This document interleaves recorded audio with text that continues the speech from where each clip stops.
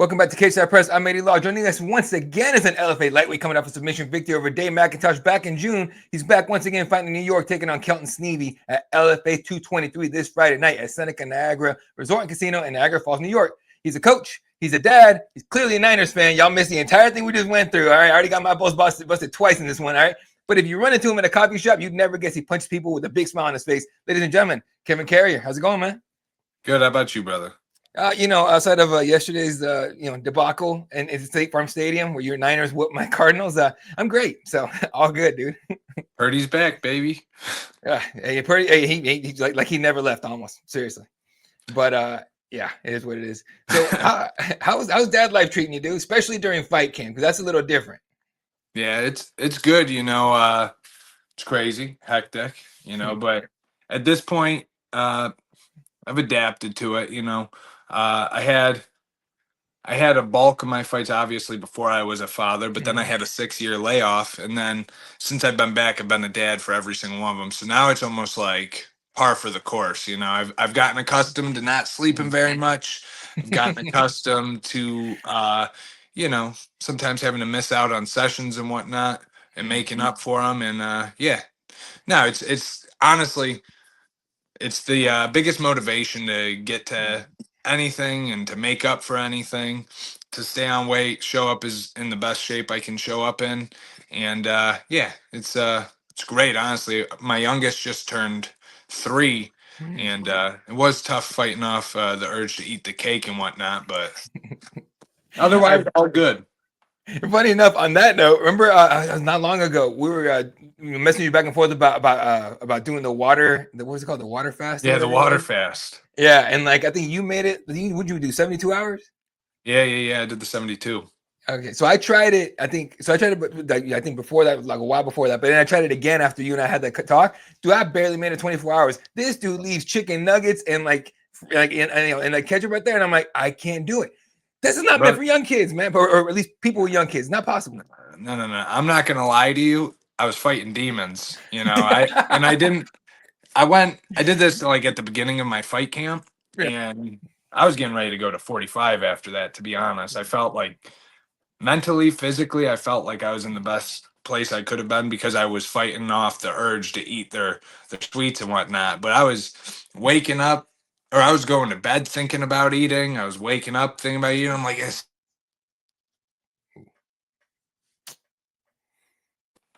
I was like, it is what it is if I just eat a little something. But I was like, no, you made this goal for yourself. You're going to follow it through, and then everything else will be easy. And luckily I did it. I mean, it was tough, to be honest. The third day, I had a couple buddies go, yeah, that first day's the toughest. I'm like, oh, okay.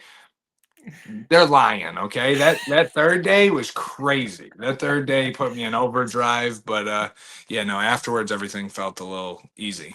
There you go, man, dude. All right, let's talk about that last fight though. Against Day. First of all, because I kid you not, I put on headphones, I turned up the volume. Did you wish this dude luck at the handshake, at the glove touch? More than likely, I think so. Yeah, I think I did. I think I said God bless you or something like that. Said good luck. Yeah, worked. He did great. So he did great till he didn't. I mean, damn. Yeah. And then I didn't realize you were talking to the guy pretty much the entire fight, right? Like, were you just chatting it up, or was it a little like trash talk going on? No, a little bit of both. I was just talking shop. I'm gonna be honest, like my last 2 performances, especially. Not trying to take anything away from my opponents. They're both great guys, great competitors, but I felt like those were kind of like shells of myself in there. Kind of went in injured. And even if I said I wasn't in the lead up, like I went in a little like a shell of myself, and it was almost trying to like talk myself into something and play a little mental warfare. But yeah, because like my boys in the gym, I have no problem beating the shit out of them, and I break their balls all day, every day. So I was almost doing it mentally for myself, but it's basically what that was. I mean, either way, it just shows how comfortable you're in the cage at this point, dude. Yeah. Always calm, cool, collected, in and out of the cage, especially. But first couple of rounds seemed pretty close between you guys, and then the commentary team the entire time was just like, just McIntosh just do a little bit more, just to do a little bit more with the combinations and all that. So going into the third, did you have that 2-0 for him? My team and I were saying that it was probably 1-1 going into the Mhm. third, because like a lot of times when I fight, it's almost like I slow people down, Mhm. especially when I fight like that. And I knew like that was almost like autopilot for me, just kind of like slowing them down and going tit for tat. Uh, so I thought maybe it was 1-1, but they're like, go get a finish.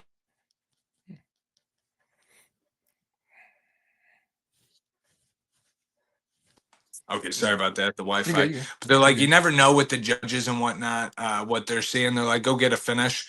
And then like as the fight kept going, I'm like, damn, he started kind of picking up the volume and whatnot. I'm Mhm. like, damn, I'm gonna need a finish. And I feel like God was on my side for that one, Yeah. to be honest with you. Well, I mean, we'll talk about what God made him do in the third here in a second, but that, Yeah. that third round was kind of going the same way, and then he poked you in the eye, and then like your eye was jacked up. Like I saw photos that you posted afterwards. It was super red and everything. How bad was your vision once the fight started up again? I couldn't see, and I kind of rushed back into it. I don't know if I Hmm. felt the pressure of the crowd or like just like, okay, I gotta go. But like he poked me in my eye and I couldn't see out of it whatsoever. And I'd been there, like my pro debut in Bellator. I got hit with something stupid early on and I couldn't see out of my right eye for the rest of the fight. So I was just like, it is what it is. I'll just adjust. I didn't realize, as stupid as it sounds, being like a vet of the game, I didn't realize there was only a minute left, but I was like, Hmm. okay, I got to go out there and get it right now. So I was like, let's go. Touched. And I still couldn't see anything, and he punched me right in that eye right after. I was like, oh, wow, I probably could have taken a second. A little longer, right? No, so here's the wild part. So watching that fight, because I tuned into that one for sure live, and so I'm watching it, and I'm like, damn, dude. And I literally was saying, like, man, unless Kevin gets a takedown or something and makes this like a heavy grappling thing, this might be it. And for some reason, dude just decides he's gonna shoot on you, and then Yeah. you snatch the guillotine, finish it right then and there. How satisfying was it to finish it that way and keep the judges out of it? Keeping the judges out of it was good. It was definitely satisfying because I kind of had not told myself that it was going to be the last one going in, but like I felt the pressure. I felt the Mhm. pressure, and I think that was another reason why I felt like such a shell of myself. Um, and like I was like, damn, I'm 3-1 right now. 3-2 won't look too good. You know what I mean? I got a Mhm. real uphill battle being at the age I'm at. So I'm like, I got to do something here. Mhm. And in the lead up to it, he came out completely different than I was anticipating. I was anticipating him like storming because I'd seen footage of him and he like always came like a bat out of hell. But one other and like he came out real methodical, real patient. He's a hella athletic kid, he's fast and I felt the speed.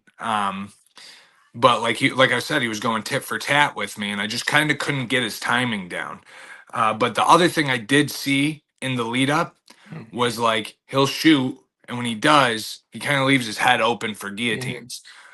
I also in the early rounds, I was like, I want to keep it like on the feet. I don't want to have to go to the ground. If I do, I want to end up on top. But that third round, I threw like that push kick. And I Mhm. do that sometimes to get a read out of people. And he grabbed it. And I was like, yeah, I'm going all or nothing. Because I know I got a good guillotine.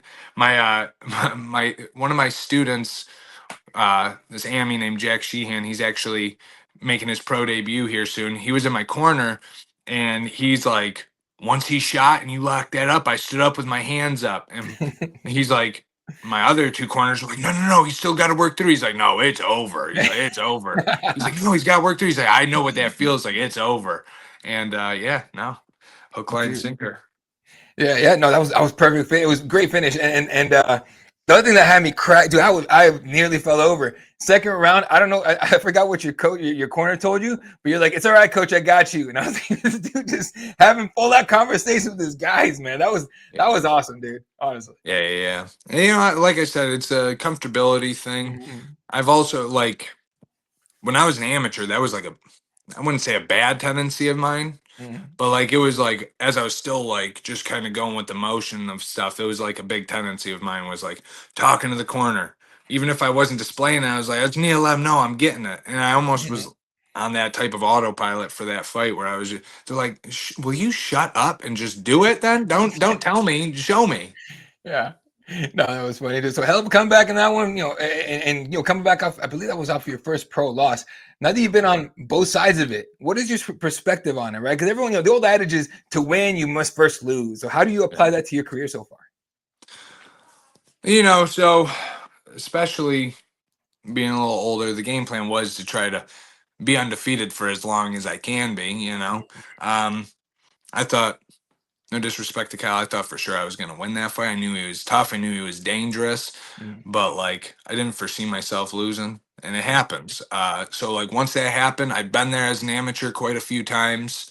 Never lost two back to back. I was like, just got to make my adjustments. I wanted to keep the ball rolling, even though I wasn't recovered because like I went into that one super banged up. mm, I still wanted to like, okay, I need to get going. I need to go right back into it no matter what, right? Like keep that ball rolling. mm, And sometimes in the fight, sometimes you'll kind of like feel a little doubt creeping, and I remember that happening. But at the same time, I was like, no, you have to win. Like if this is what there were times where I've told myself like, oh, you have to do this. This is what you've set out for yourself. This is what you made yourself do. This camp especially, I've kind of put into perspective. I don't have to do this. I mm, get to do this. I have to do this if I get to do what I want to do. You know what I mm, mean? So like this camp, I've really brought that as the mindset. um you know cherish every day, cherish every session. You never know when your last one is, so mm, give it your best effort. And also just being a student. I've been manning my own camp since I've been back training or competing. mm, I've been the coach of every single one, the leader of my camp. mm, This time I've just kind of like handed the rings over. I got my one buddy Hassan Abdullah. He's a 20 plus pro fight vet. He's trained with Old School Bomb Squad, which if you know like anything about upstate New York back in the day, that's where mm, Aljamain Sterling started, John Jones, so on and so forth. Um, he's also been over at Henzo Gracie's The Blue Basement, and he's fought some of the best people in the world. And mm, I've just been like, you know what? You take the keys. You tell me to jump. I'll say how high. You know what I mean? mm. And yeah, it's been great. Somebody holding you accountable. You know what I mean? Where Yeah. I'd run my own stuff and I'd push it as hard as I could. But like sometimes you get that stuff in your mind where it's like I'm doing good enough. But when you got somebody sitting there, get one more rep, push through it. Man, you feel like a bitch if you're acting like a bitch. It makes you take that out of the equation. Yeah. And I think that's really going to show dividends. He's also, him and a couple other of my teammates have sent this guy's footage to him. I'm like, break down what you see, you let me know, you guys come up with a formula, and that's what we'll hammer out this camp, and that's what we've done. There you go. Let's talk about it, man. LFA 223 in Niagara Falls, New York, this Friday night. How you feeling coming into this one? I feel great, honestly, and this isn't just some cliche stuff. Mm. This is the best I've felt. Um, like I said, the other two were shells of myself. I feel like this time I really got the ball rolling, and I'm looking forward to having the best performance yet. Yeah, you're gonna have it against Kelton Sneve here this on Friday. What stands out to you the most about his style, and how do you see the matchup playing out? He's tough. He's young. He's dangerous. He's a gamer. You know, even though he's lost, he's one of those guys that doesn't really know how to lose. Mhm, Both amateur and pro. He's only lost twice, and both have been by decision. He's there from bell to bell. And his one loss as a pro was arguably fight of the year against mhm, an undefeated guy. That being said, I think he's young, and I'm expecting the best version of himself this time. He's coming from a great camp, but I think he also has some concrete holes that he has in his style that I think I can exploit. I think he's like the perfect dance partner for me, where it's like my last few guys have just respected me too much almost, mhm, and this kid, I know he ain't gonna respect me. mhm, I know he's gonna come forward, he's gonna bring it, and so am I. If he's anticipating what he saw in my last two fights, mhm. it's gonna be something completely different. And I say that with the utmost respect, but yeah, I'm looking forward to showcasing that this coming weekend. Yeah, I mean, you said it. He's a pressure guy. He comes at you, as soon as he can, as hard as he can. So, do you prefer when a fighter comes at you like that, or do you like setting like the pace yourself? A little bit of both. Mhm, I touched on it before. Kind of sucks being in there. I'm not gonna mhm, lie. Like it's a rush, but like you know, you got to kind of ride that wave of whatever they give you. You know, if he's going to come forward, I got to make him stay at bay, or I got to be the one dictating my pressure on him. I got to be the one that's showing my dominance and my presence. If he's going to go backwards, perfect, because that's actually my base. My last few stayed at range, and I'm really looking forward to showing what I can actually do, especially when I'm the pressure fighter. Especially near home, dude. What is it? What is ending the year with a victory near home? What are you hoping for next? You know, ideally, you know, just bigger and bigger opportunities. That's, you know, I'll be 5-1 after this one, which still on paper is like new, I guess, maybe intermediate as a pro, but I've been at this for a long time. You know, my amateur debut was 12, 13 years ago last month. And I'm, like I said, I've got my feet under me. I'd like a vet. I'd like a stiff competition. You know, this kid's going to be a real good gauge of where I'm at. You know, if I go out there and have the performance I know I'm capable of having, then I think sky's the limit. Whether it's LFA or potentially like a regional title or some vet that has name value that's looking for a fight, something of that, just to keep rising my stock. There you go, man. Let's do some quick fire questions. We get you on your way. One, and I had to change them up because I asked you a bunch last time, so I got to come up with new ones here. So what is your what's your pre-fight ritual, man? Something. What is the one thing you do before you walk out? Before I walk out, I always do my affirmations. Before that, I wrap my own hands. That's been something I've done for my last 4 fights, and you know, I got ADHD, so it really kind of keeps my mind at bay in the back. Yeah, keep your mind busy so it doesn't drift to you know, Yeah, possibilities exactly. that aren't even in there yet. There you go. Who's your dream fight, man? Any fighter, any era? Who you throwing down with? Damn, that's a good one. And to be honest, I've never even thought about it.